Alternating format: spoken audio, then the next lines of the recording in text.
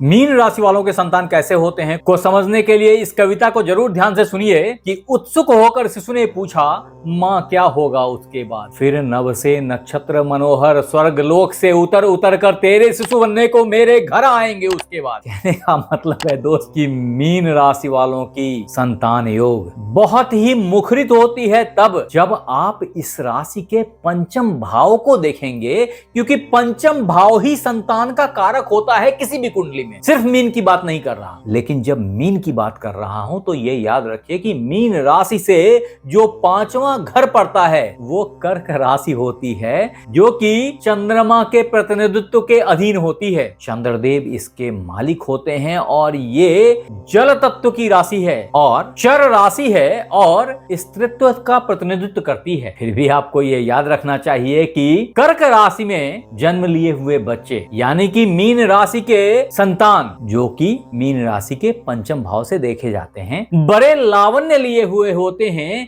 इनका प्रायः चेहरा गोल और गौर वर्ण का होता है। ये बच्चे बहुत ही नैसर्गिक रूप से बहुत सुंदर और अत्यधिक काल्पनिक होते हैं।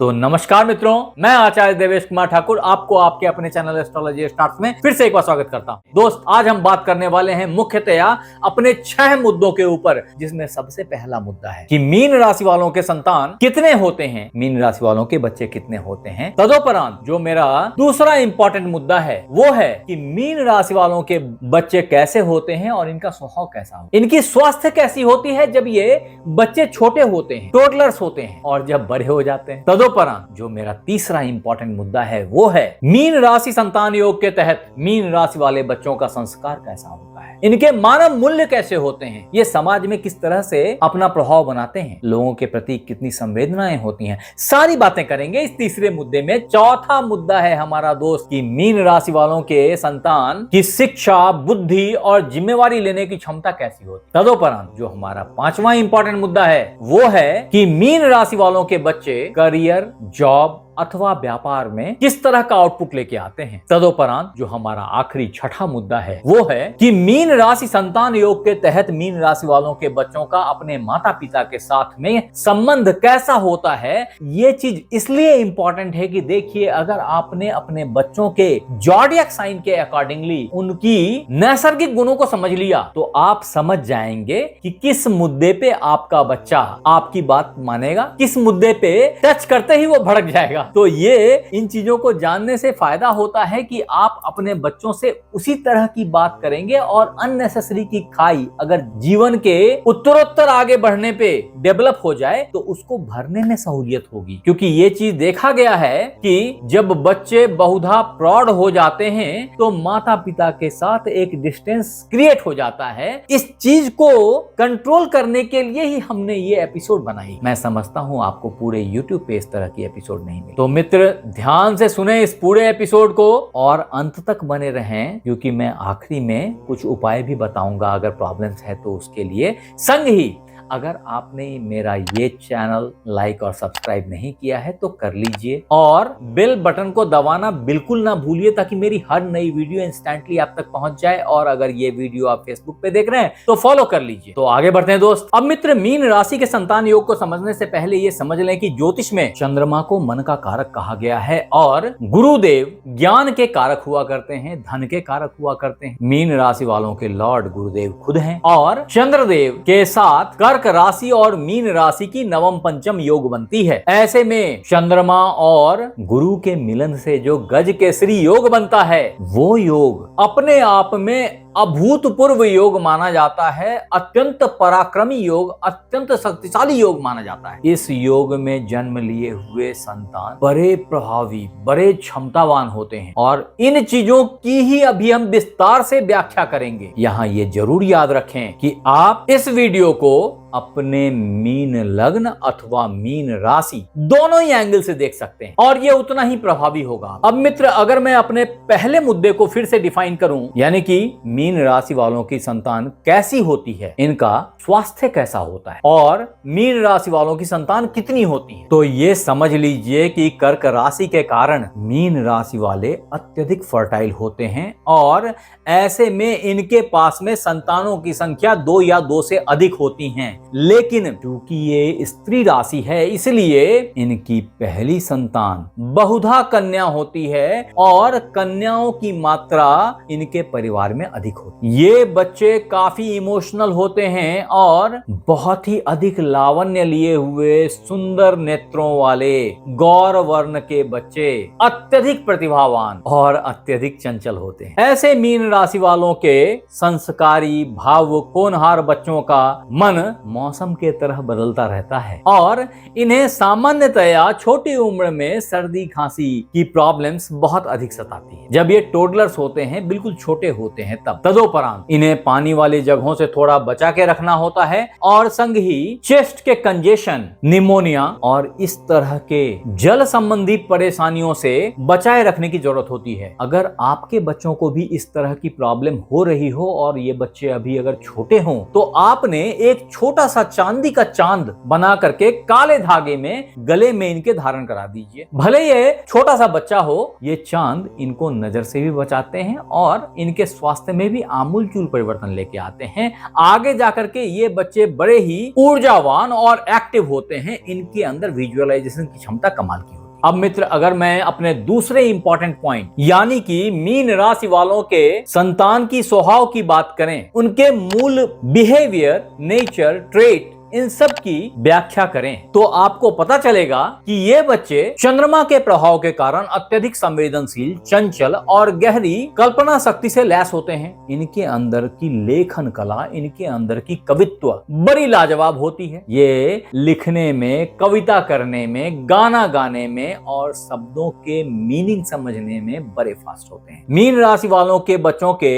नेचर की मुख्य कैच जो है ना, वो है कि ये बच्चे चंद्रमा के प्रभाव में अत्यधिक होने से अपने ही ख्याली दुनिया में खोए रहते हैं। ये कविता कहानियों में बहुत डूबे रहते हैं और बड़े ही भावुक होते हैं, बहुत सेंटिमेंटल होते हैं। ऐसे में अगर आपके घर में कोई दुख की बात निकल गई, आपने इन्हें डांट दिया, तो ये बड़े साई हो जाते हैं और अगर लोग हंसने बोलने लग गए तो खूब उत्साही दिखाई पड़ेंगे, बहुत ही अधिक उत्साही दिखाई पड़ेंगे, खूब नाचने गाने लग जाएंगे। इस तरह की बिहेव इनकी बहुत कॉमन देखी गई है। इनके अंदर में मूड स्विंग बहुत ज्यादा होता है क्योंकि चंद्रमा हमेशा घटता या बढ़ता रहता है, अगर आप गौर से देखें तो। इसी तरीके से इनके बिहेवियर में भी ये चीजें बहुत अधिक परिलक्षित होती हैं। तत्पश्चात मित्र, जो हमारा तीसरा इंपॉर्टेंट मुद्दा है वो है कि मीन राशि संतान योग के तहत मीन राशि वालों के बच्चों के संस्कार, मानव मूल्य कैसे होते हैं, ये समाज में किस तरह से रिएक्ट करते हैं, किस तरह से बिहेव करते हैं। तो आपको जान के आश्चर्य लगेगा कि ये बच्चे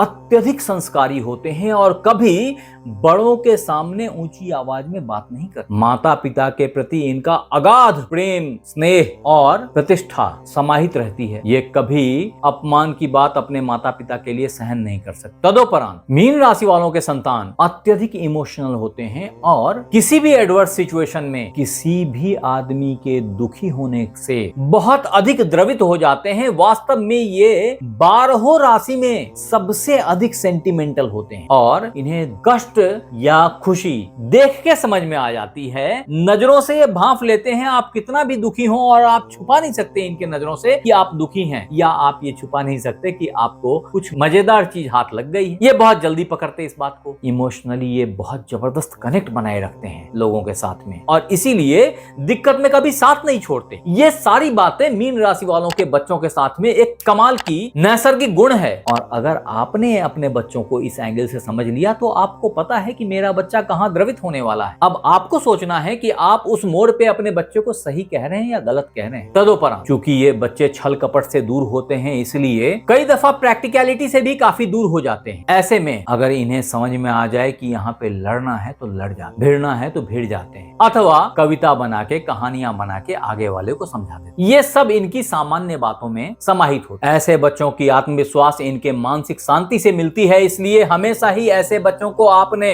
5 मिनट 10 मिनट ध्यान करने पे फोर्स करना चाहिए, इनको सिखाना चाहिए कि कैसे ध्यान करते हैं। तदोपरांत मित्र, मीन राशि वालों के बच्चे बच्चे कैसे होते हैं को हमारे चतुर्थ मुद्दे शिक्षा, बुद्धि और जिम्मेवारियों के आधार पे इवैल्यूएट करी जाए तो आपको समझ में आएगा कि ये मीन राशि संतान प्राप्ति के योग को बड़ा ही मुखर, बड़ा ही प्रखर बना देता है, क्योंकि इनकी बुद्धि बहुत ही इंट्यूटिव होती है और बहुत आसानी से इंट्यूशन हो जाता है। इनका पढ़ाई अक्सर भाषा के अराउंड होता है, आर्ट्स के अराउंड होता है, ज्ञान इनकी ललक होती है। क्रिएटिविटी, कला और रचनात्मकता, मनोविज्ञान, इन सब में इनकी इंटरेस्ट बहुत अधिक होती है। और अगर इन बच्चों को इस दिशा में प्रयुक्त किया गया तो इन बच्चों की आउटपुट लाजवाब दिखाई पड़ती है। बहुधा ये राइटर, टीचर, प्रीचर इन सब फॉर्म में बहुत ग्रो करते हुए दिखाई पड़ते हैं। ये बच्चे सदैव कार्य को दिल से करते हैं, इनकी जिम्मेवारियां लेने की क्षमता हृदय से होती है और ऐसी हालत में आपको ये पता ही होगा कि अगर कार्य दिल से किया जाए तो सफलता कदम चूमती चली जाती है। ये बच्चे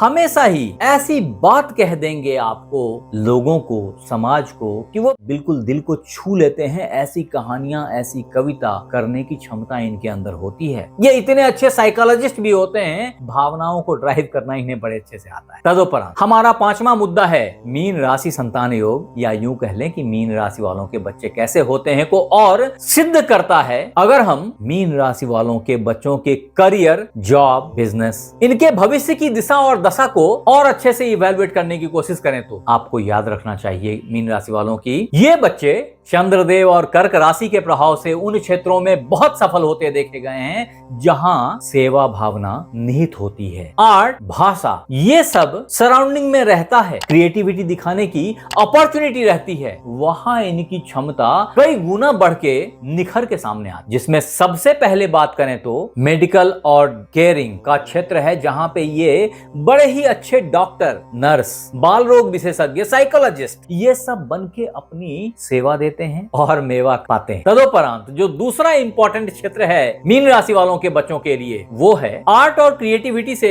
कनेक्टेड, जहां ये बेहतरीन लेखक, चित्रकार, संगीतकार, अभिनेता या कवि होते हैं। तदुपरांत जो तीसरा इंपॉर्टेंट कार्य क्षेत्र है मीन राशि वालों के बच्चों के लिए, वो है hotel, food industry, restaurant, safe अथवा मरीन और नेवी से जुड़े हुए कार्य भी इनको बहुत भाते हैं। इसके अलावे भी डेयरी प्रोडक्ट्स के अराउंड भी काम करने में इनका मन बड़ा ही आनंदित रहता है। तदुपरांत मीन राशि वालों के बच्चे प्रशासन, शिक्षा, मानव कल्याण, समाज कल्याण, HR, इन सब क्षेत्रों में भी काफी अच्छा करते हुए देखे गए। अब मित्र, मीन राशि संतान योग के तहत अगर आपके बच्चों की मुख्य रुचि और रुझान की बात की जाए तो ये समझ लीजिए कि ये बच्चे वास्तव में संगीत सुनने, पेंटिंग करने, तैराकी में और संग ही कविता, कहानियां लिखने में बड़े आसक्त होते हैं। तदुपरांत ये प्रायः अल्पभोजी होते हैं और इन्हें सात्विक भोजन बड़ा पसंद होता है। फिर भी दूध और पानी के लिए तो जैसे इनका गला सूखता रहता है, यानी कि पानी खूब पीते हैं और दूध से बने भोजन, दूध से बनी मिठाइयां, तस्मई, ये सब इनको बहुत पसंद आता है। अन्यथा ये बड़े ही चूजी और अल्पभोजी होते हैं। अब मित्र, मेरा छठा मुद्दा, जो कि मीन राशि वालों के संतान कैसे होते हैं, खास करके माता पिता के साथ इनके संबंध कैसे होते हैं को अगर ध्यान से समझने की कोशिश करें तो आप ये समझ जाएंगे कि चूंकि ये बच्चे इतने इमोशनल होते हैं, प्रायः माता से इनकी डिस्टेंस नहीं हो पाती। माता से ये बहुत करीब रहते हैं और बहुत ही भावुक, अपने परिवार के लिए हर सिचुएशन में खड़ा रहना, बुढ़ापे में माता पिता के स्ट्रेंथ बनना इनकी खासियत में से एक होता है। ये कुल के गौरव होते हैं, कुल दीपक होते हैं बहुधा। यहाँ मित्र, आपको याद रखना चाहिए कि मीन राशि वालों के ये बच्चे चूंकि अत्यधिक भावुक होते हैं, इनके सामने आपने जो सावधानी बरतनी है वो कभी आपस में लड़ाई नहीं करनी, क्योंकि इन आपसी अननेसेसरी डिस्कशंस के और लड़ाई झगड़े का प्रभाव इनके कोमल मस्तिष्क पे बहुत अधिक पड़ता है। ऐसे में ये मानसिक संताप से गुजर सकते हैं और दब्बू बन जाते हैं, अन्यथा डिप्रेशन के शिकार हो जाते हैं। ये आपके लिए बहुत केयरिंग पॉइंट है, इसको गांठ बांध लें। फिर भी दोस्त, अगर आपको कहीं ना कहीं अपने बच्चों में इन बिहेवियर्स के अलावे कहीं कुछ डिप्रेसिव बिहेवियर दिख जाए या बहुत अधिक इमोशनल होता हुआ बच्चा दिख जाए, तो ऐसी स्थिति में आपके लिए जो रामबाण उपाय है वो है कि आपके बच्चे को भगवान शिव के ऊपर दुग्ध अर्पण करना चाहिए हर सोमवार को। अन्यथा एक अच्छा मोती अपनी कानी अंगुली में जरूर पहनाना चाहिए। मैं फिर बोल रहा हूं कि मैं कभी भी बिना कुंडली देखे इस तरह की सलाह नहीं देता, क्योंकि इसके फायदे के बजाय नुकसान भी संभव हैं। आप हमें जरूर बताएं कि ये वीडियो आपको कैसा लगा, और अगर अच्छा लगा तो इसे लाइक करें, सब्सक्राइब करें, शेयर करें, बेल बटन को दबाना बिल्कुल ना भूलें ताकि मेरी हर नई वीडियो इंस्टेंटली आप तक पहुंच जाए। और अगर ये वीडियो आप फेसबुक पे देख रहे हैं तो फॉलो कर लें। आप हमारे साथ बने रहे इसके लिए बहुत बहुत धन्यवाद। आपसे फिर मिलते हैं अगले एपिसोड में, तब तक अपना ख्याल रखें। राधे राधे।